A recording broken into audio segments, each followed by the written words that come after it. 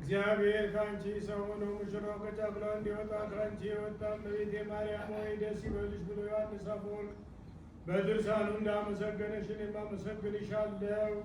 የጠፋ በግ አዳምን የፈለገው ባገኘውን ጊዜ የተሸከመው እውነተኛ ቸር ጠባቂያችን ክርስቶስ ከአንቺ ተወለደ። እመቤቴ ማርያም ሆይ ደስ ይበልሽ።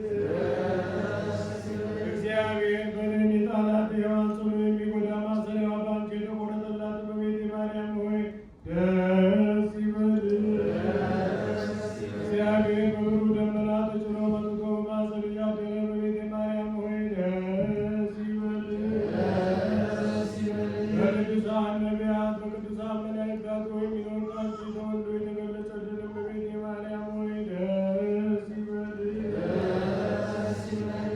ቃል ከመንፈስ ቅዱስ ጋር የምንሰግድለት ቃል የሚባል እግዚአብሔር በአንቺ ባህሪ ከአንቺ ወልደ ዘንድ የወለደች እመቤቴ ማርያም ሆይ ደስ ይበልሽ። ይህ ለምእመናን ወንጌልን የማስተምርለት ጌታ እናቱ እመቤቴ ማርያም ሆይ ደስ ይበልሽ። ከወለድሽው በኋላ ማኅተመ ድንግልናሽን እንዳይለወጥ አድርጎ የጠበቀችን አማኑኤልን የወለድሽው እመቤቴ ማርያም ሆይ ደስ ይበልሽ። ማኅተመ ድንግልናሽ ሳይለወጥ ንጉሥ ክርስቶስን የወለድሽ እመቤቴ ማርያም ሆይ ሰላምታ ይገባሻል። ማኅተመ ድንግልናሽ ሳይለወጥ ንጉሥ ክርስቶስን የወለድሽ እመቤቴ ማርያም ሆይ ሰላምታ ይገባሻል። ልዩ መድኃኒታችንን በመውደድሽ እናትን አገልጋይን ተብለሻልና እግዚአብሔር ባህሪሽን ባህሪ አድርጎ ባለሟልነትን አግኝተሻልና እመቤቴ ማርያም ሆይ ሰላምታ ይገባሻል። እኛ ከምንወደው እሱ ከሚወደን ልጅሽ ኃጢአታችንን ያስተሰርይልን ዘንድ ለምኝልን።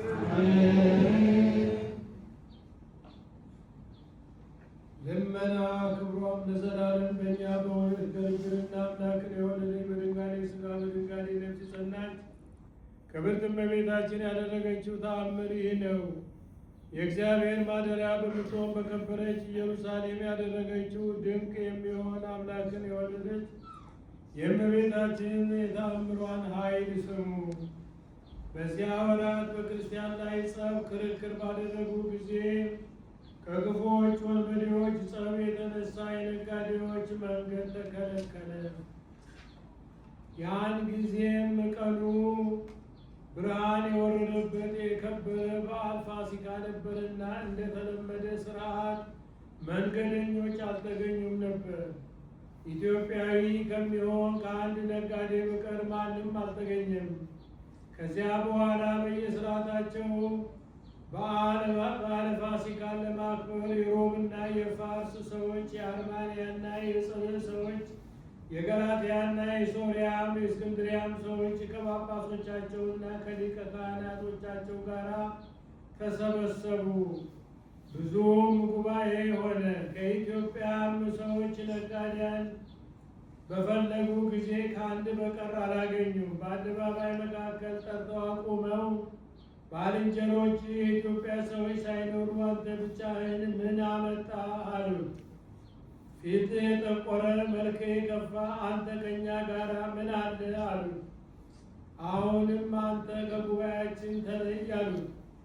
ይህን ተናግረው ያን መንገደኛ ፈጽመው እየሰደቡ ከጉባኤ ለዩ።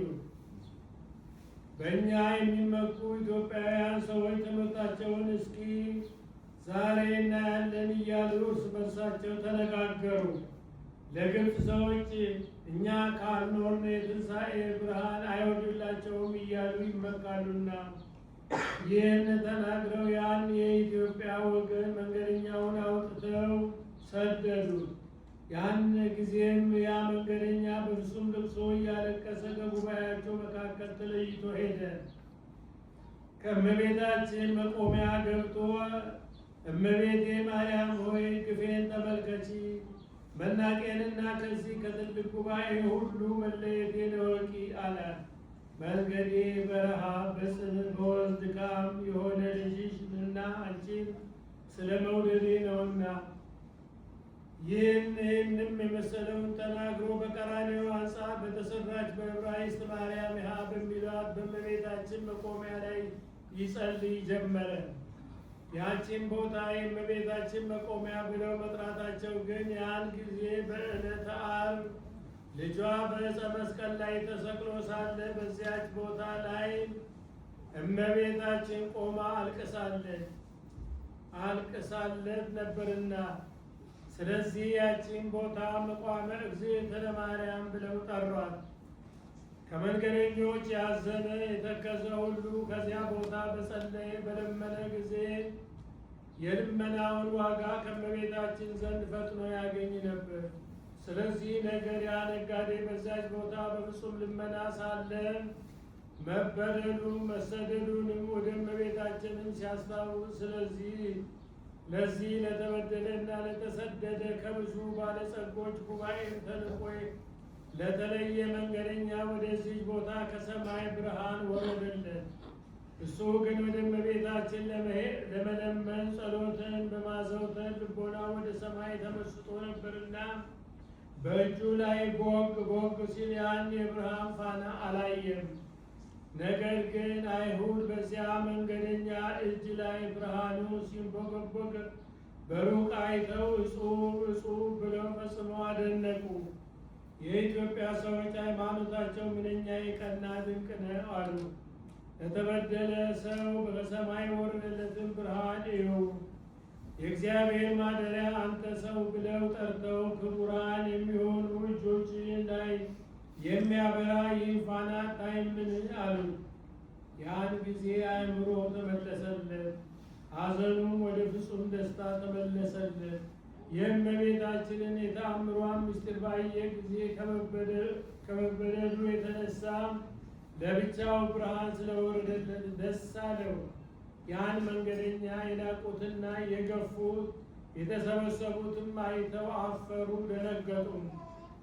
የኢትዮጵያ ወገኖች ሃይማኖታቸው በእውነት በምድር የቀና ነው፣ እውነተኛም ነው አሉ። ያን ጊዜ የተሰበሰቡት ወደ ወረደው ብርሃን ሄደው ያን መንገደኛ ስለናቁትና ስለበደሉት ይቅር ይላቸው ዘንድ ማለዱ። ይቅር አላቸው። በተሰበሰቡበት ላይ በመንገደኛው መካከል ፍቅር፣ አንድነት ሆነ። ከዚያች ቀንም ወዲህ ለኢትዮጵያ ሰዎች ከፍተኛ ክብር ተደረገ። ብርሃን ስለወረደላቸው በኢትዮጵያ ሰዎች ላይ የግብፅ ሰዎች ባለሟልነት ተደረገ። ሃይማኖታቸውም የቀና የኢትዮጵያ ሰዎች ከሌሉ ለግብፅ ሰዎች ብርሃን እንዲወርድ ይህ ነገር የተረዳ ሆነ። እኒህም የእመቤታችንን የሚወዱ ናቸው። ይህም ሁሉ የተደረገ ከእመቤታችን ተአምር ገናንነት የተነሳ ነው። ስለዚህ መንገደኛም በደል ነው።